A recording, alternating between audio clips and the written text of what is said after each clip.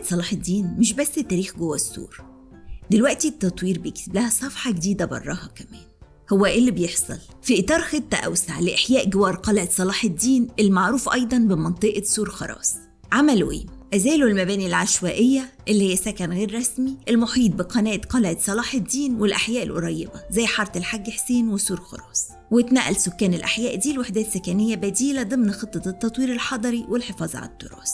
مشروع التجديد الحضري ده عبارة عن إيه بقى؟ هيرمموا حوالي 70 مبنى تراثي في منطقة سور خراس ويحافظوا على ارتفاعهم عشان ما يكونوش أطول من القلعة. إنشاء مناطق سياحية جديدة، بازارات، مطاعم، مدارس حرفية، تدريب مهني، ممرات مشاة ومواقف سيارات، تطوير مسارات المشي، ويخلوا المنطقة منطقة ثقافية متكاملة هيتم إدارتها بدعم من اليونسكو. طب إيه أهمية الكلام ده؟ أولاً الحفاظ على التراث والمباني الإسلامية المحيطة بالقلعة، تحسين تجربة زيارة القلعة، بدل ما السياح يقعدوا ساعة كده المنطقة تنتعش اقتصاديا وسياحيا والناس تقضي وقت في المطاعم والبازارات والخدمات. لو زرت القلعة قبل أو بعد التطوير قول لنا رأيك في التغيير.